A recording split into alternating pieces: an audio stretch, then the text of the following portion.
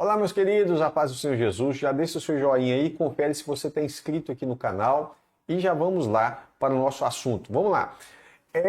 Recentemente um irmão falou comigo sobre o ensino que ele recebeu em uma grande igreja brasileira, que é uma doutrina diabólica, uma doutrina de demônios. E nós vamos falar sobre isso. Cuidado com aquilo que você aprende e se apoia nisso, porque tem muita gente que tem certeza que está salvo, porém nunca foi salvo. A pessoa está indo para o inferno, mas ele tem uma convicção de que não, eu estou salvo, eu tenho essa segurança em Cristo Jesus. Ele é meu Senhor. Bem, Jesus fala, como assim? Vocês me chamam de Senhor, mas não fazem o que eu mando fazer. Jesus não faz um pedido que é opcional, você obedece se quiser. Não, ele dá um mandamento, ele manda. Ele não pede, ele é Senhor. Senão, ele não está sendo Senhor na sua vida, não é verdade? Deu para você entender aí? Então vamos lá. Essas heresias que eu estou me referindo, dizem o seguinte, que a pessoa, uma vez que ela está em Cristo, ela se converteu e etc e tal, ela não precisa mais sequer pedir perdão a Deus pelos seus pecados. Por quê? Porque quando Jesus morreu na cruz, segundo essa heresia, Jesus pagou o preço dos seus pecados que você cometeu no passado e também os pecados que você ainda vai cometer. Esse não é o ponto problemático. O ponto problemático é, uma vez que a morte de Jesus pagou o preço por todos os seus pecados do passado e do futuro, significa, segundo essa heresia, que você não precisa mais se preocupar com a vida pecaminosa. Ou seja, Deus não está nem aí para o que vai acontecer com a sua vida daqui para frente. E um dos exemplos mais bizarros que eu ouvi foi que se você, durante a sua vida pós-conversão, você for para um motel com uma amante ou um amante, durante aquela relação sexual, supostamente, segundo esses hereges, o Espírito Santo vai se afastar de você, vai ficar tristinho lá no canto, esperando você ter a contaminação, aquele pecado de adultério, das quais Deus fala o destino dos adúlteros, né? Que não é o reino de Deus, nem sequer é salvação, vai para o inferno, mas eles dizem que não. Se você está salvo, aquilo ali não é um problema. O Espírito Santo vai se afastar de você um pouquinho e vai ficar triste e depois ele vai voltar para você quando você se arrepender. Mas como assim? Você nem tem que pedir perdão dos pecados, como é que você vai arrepender? Né? Isso é uma baita de uma heresia, isso é doutrina de demônios, e isso tem crescido. Não precisa você pensar que isso é uma igrejinha que está lá no cantinho, que está ensinando essa falácia, não. São igrejas poderosas, financeiramente, estruturalmente, institucionalmente, e as pessoas gostam de ouvir isso porque a carne adora, né, que alguém dá uma brechinha e fala assim, olha, faça o que você quiser e ainda assim Deus te ama e você está salvo. Queridinho, queridinha, mas isso é doutrina do diabo, do demônio. Eu quero mostrar algumas coisas para você aqui. Vamos lá.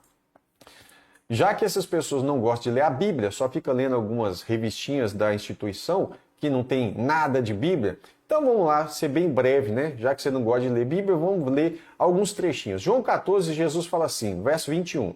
Aquele que tem os meus mandamentos e os guarda, não é só ter, não é só saber, tem que guardar esses mandamentos. Esse é o que me ama. Peraí, mas se você tem mandamento, mas não obedece e fala que ama Jesus? Aí Jesus fala, e aquele que me ama será amado de meu Pai, e eu o amarei e me manifestarei a ele. Coloquei aqui, para mim não ficar copiando diversos versículos, para você saber, vai ter uma sequência. Jesus respondeu e disse, se alguém me ama, se você diz que ama Jesus, mas se alguém me ama, guardará a minha palavra, e o meu Pai o amará, e viremos para ele e faremos nele morada. Você diz que o Espírito Santo mora em você, né? Mesmo você não guardando os mandamentos de Deus, que fala, não adulterarás. Isso é uma heresia sem tamanho. A quem agrada isso? Aos demônios. Portanto, é doutrina de demônio? Sim. Vamos lá. Jesus continua dizendo, quem não me ama, não guarda as minhas palavras. O critério de Jesus é esse. Não é amar só de boca para fora. Né? É nas suas práticas. João mesmo vai falar isso na epístola de João, primeira epístola. Ele vai dizer, filhinhos, amemos não de palavra e de língua, ou seja, da boca para fora, mas em obra e em verdade. Tá? Então, quem não me ama, não guarda as minhas palavras. Ora, a palavra que eu ouviste não é minha, mas do Pai que me enviou. Então ele está falando, se você não ama, você não guarda essa palavra. 1 Pedro 1,14, como filhos obedientes. Tá? Por que eu estou falando isso? Porque tal heresia sugere que a obediência não é necessária mais uma vez que você foi salvo. Olha que coisa absurda, né? Isso é doutrina do demônio mesmo. Então eles não se preocupam com a obediência. E quando você fala, irmãos, olha, você tem que obedecer a Deus e tal, aí eles dizem, olha que distorção. Aí eles vão e dizem o seguinte, você está falando que você precisa obedecer a Deus, logo você quer comprar a sua salvação. A salvação não é pelas obras. Meu irmão, toda pessoa que disser para você que você vai viver uma vida desobediente e ainda assim vai ser salvo, essa pessoa está movida pelo demônio. Olha, eu vou repetir. Dizer que você vai ser salvo vivendo uma vida em desobediência é a maior heresia que você pode escutar. Por quê? Porque Deus não fala em momento algum que ele vai simplesmente receber você como filho e que você pode viver em desobediência. Não existe isso. Não existe isso na Bíblia, tá? Isso é uma heresia. Então vamos lá, como filhos obedientes, não vos conformando com as concupiscências que antes havia em vossa ignorância. Você não está em ignorância mais. Ah, mas Deus não leva em conta. Vamos lá. Mas Deus não leva em conta o tipo de ignorância. Mas você já não é mais ignorante, né? Você só é uma pessoa que quer ser rebelde. Só isso mesmo, só que você quer ser rebelde e aceito ao mesmo tempo. Deus não leva em conta o tempo da ignorância. Agora você não está mais na ignorância. Agora Deus leva em conta sim. E eu vou te mostrar aqui, já que eles não mostram lá nessa seita que vocês estão, né? Vocês que eu estou me referindo às pessoas que estão nesses ambientes aí, que ensinam essa distorção bíblica. Olha, eu lembrei de Romanos 12, né? Fala assim, não vos conformeis com esse mundo. E eles literalmente estão um pouco preocupados se você está se conformando com esse mundo. O que é conformar? Entrar na forma desse mundo, né? Mas como é santo, como filhos obedientes, mas como é santo, separado do pecado, como é santo aquele que é Deus, que vos chamou, sejam também vós santos em toda a vossa maneira de viver. Paulo vai dizer, quer comais, ou vocês querem comer, ou beber, ou fazer qualquer outra coisa, faça tudo para a glória de Deus, não no pecado. Porquanto está escrito, sejam santos. Por quê? Porque eu sou santo, né? Hebreus 11, pela fé, vamos falar da fé, sendo chamado, Abraão fez o quê? Obedeceu. A fé não anula a obediência e nem a obediência anula a fé. Essa é a falácia que eles pregam. Diretamente ou indiretamente eles dizem, olha, se você está preocupado em obedecer, você está anulando a fé. Porque a salvação é pela fé, não é pela obediência. Agora, uma fé desobediente é o quê?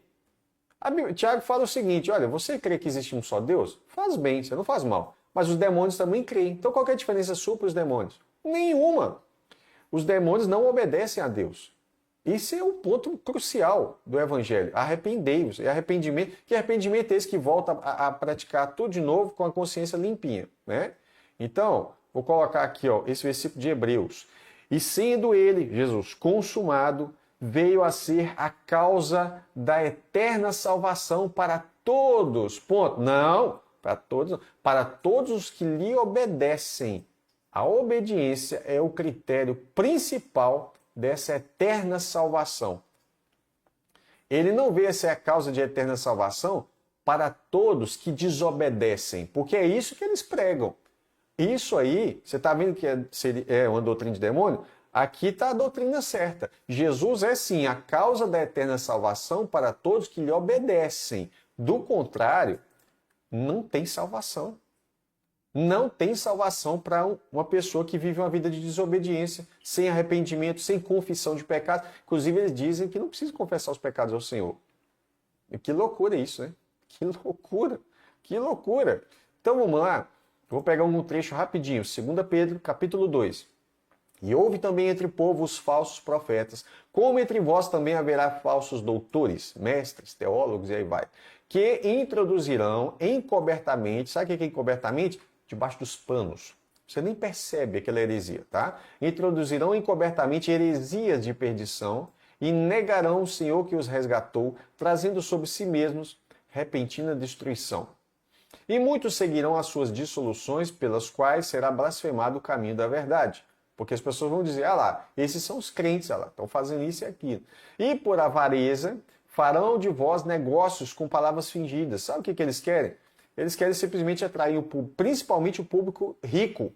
Geralmente, né, igrejas elitistas. Sim, tem igreja elitista? Tem demais. Muitas igrejas elitistas, tá? E que eles têm um propósito especificamente de atrair um público de classe alta ou média alta.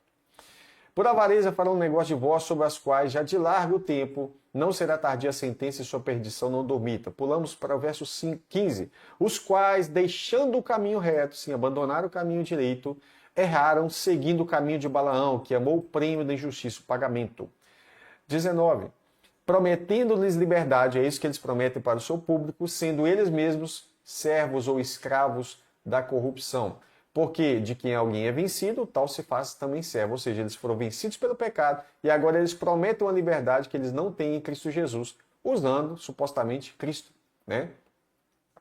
Porquanto, se depois de terem escapado das corrupções do mundo, converteram a Cristo, pelo conhecimento do Senhor e Salvador Jesus Cristo, forem outra vez envolvidos nelas, então se você converteu, saiu do mundo, escapou das corrupções do mundo, você foi outra vez envolvido nelas e vencidos, tornou-se o último estado pior do que o primeiro. Você lembra que Jesus fala sobre isso? Ele fala que uma pessoa está lá no mundo. Quem está influenciando ela? É o Espírito Santo? Não, são os demônios. Aí, o que acontece? Essa pessoa sai de lá e aí ele volta para o mundo de novo. Ele sai do mundo e depois volta para o mundo. O estado dessa pessoa vai se tornar muito pior do que era antes. Principalmente, Jesus fala lá no caso do endemoniado especificamente, mas isso aqui Pedro está falando de um generalizado. O estado da pessoa se torna pior. E aí Pedro conclui: porque melhor lhes fora não conhecer o caminho da justiça do que, conhecendo-o, desviarem-se do santo mandamento que lhes fora dado. E eles estão incentivando a igreja a se desviar. Deste modo, sobreveio-lhes um verdadeiro provérbio: o cão voltou ao seu próprio vômito e a porca lavada ao espojadouro de lama. Tá? Presta atenção nesse trecho aqui, que isso aqui é fundamental. E a gente está terminando. Hebreus 10. Por quê que isso é importante? Se pecarmos voluntariamente, depois de termos recebido o conhecimento da verdade, Deus não leva em conta o tempo da ignorância. Mas esses hereges estão ensinando as pessoas que mesmo depois que eles saem da ignorância, Deus não vai levar em conta. Vai sim, tá? Olha aí, porque se pecarmos voluntariamente depois de termos recebido o conhecimento da verdade, já não resta sacrifício pelos pecados, mas o que resta? Uma certa expectação horrível de juízo e ardor de fogo, que há de devorar os adversários. A pessoa se torna agora adversária. Quebrando alguém a lei de Moisés, morre sem misericórdia, só pela palavra de 2 ou 3 testemunhas. Aí eles dizem, mas nós estamos na graça, né? Os adeptos da hipergraça, nós estamos na graça. Olha aí, quebrando a lei de Moisés, morre sem misericórdia. De quanto maior castigo. Por que vocês não mostram esse versículo para o seu público? Por que vocês não mostram isso aqui? De quanto maior castigo cuidais, vós será julgado merecedor aquele que pisar o Filho de Deus, Jesus, na graça, tá? O mandamento de Cristo. E tiver por profano o sangue da aliança com que foi santificado. A pessoa foi santificada com o sangue da aliança. E fizer agravo ao Espírito da graça, está aqui, ó. É? Ou seja, se aqui, na lei de Moisés, as pessoas morriam sem misericórdia, maior castigo é aqueles que no Novo Testamento ignoram o sacrifício de Cristo para viver uma vida pervertida. Porque bem conhecemos aquele que disse, Novo Testamento, Hebreus 10, aquele que disse, minha é a vingança, e eu darei a recompensa, diz o Senhor. E outra vez, o Senhor julgará o seu povo. E esse julgar está aqui, ó, será julgado, olha aqui, ó, merecedor, etc e tal. E ele fala, juízo de ardor e fogo. Sabe o que isso aqui está falando? Está falando de inferno, mas eles nunca falam disso, né? Horrenda coisa é cair na mão do Deus vivo. Deu para entender? Então, cuidado com essas heresias. Jesus fala assim, ó, entrai pela porta estreita, mas eles alargam a porta do caminho que conduz à perdição. É uma vida fácil, né? Simplesmente um evangelho sem cruz, sem renúncia, nem nada. E ele vai falar uma coisa importante aqui. Acautelai-vos dos falsos profetas. Eles vêm como ovelhas, falando palavrinhas de amor, tudo é, né? Mas é porque eles não têm compromisso, interiormente são lobos devoradores. Pelos seus frutos conhecereis. Sabe o que é fruto? Pelas suas práticas, se eles são obedientes ou não. Porventura você colhe, né, uva de espinheiro ou figo de abrolhos? Não, não tem bons frutos de árvores ruins, né? Assim, toda árvore boa produz bons frutos, toda árvore má produz maus frutos. Mas sabe o que esse pessoal faz? Quando eles veem os maus frutos dessa liderança corrompida, pecaminosa, distante do Senhor, eles dizem: ah, bobo, todo mundo é pecador, não julgueis. Jesus fala: não julgais segundo a aparência, mas julguem segundo a reta justiça, que é pela palavra. Essa segunda parte, eles esquecem. Né? E tudo não julgueis, sempre essa palhaçada, sempre, sempre, sempre. E aí Jesus continua falando o seguinte, ó: portanto, por seus frutos os conhecereis. Nem todo que me diz Senhor, Senhor, entrará no reino dos céus, mas aquele que faz. Não é aquele que sabe só, mas aquele que faz a vontade do meu Pai. O que é fazer a vontade? É obedecer. Não é só acreditar, não é só saber. Muitos me dirão naquele dia: Senhor, Senhor. Aí ele vai falar: Senhor, Senhor o quê? Nunca vos conheci, aparte-se de mim. Por que ele fala isso? Vocês que praticam a iniquidade, ou seja, ao invés de praticar a vontade de Deus, e é obedecer, vocês são escravos do diabo e vocês obedecem a iniquidade. Todo aquele que escuta estas minhas palavras e as pratica, obediência, a ele é um homem prudente, que edificou sua casa sobre a rocha. Mas o que eles ensinam nessas seitas? Que mesmo você ouvindo as palavras e não obedecendo, você é um homem prudente, a sua casa está edificada sobre a rocha e você está salvo. Como eu disse, tem muitas pessoas que têm certeza de uma salvação que eles nunca receberão. Eles foram enganados por esses lobos que não têm compromisso com a palavra de Deus.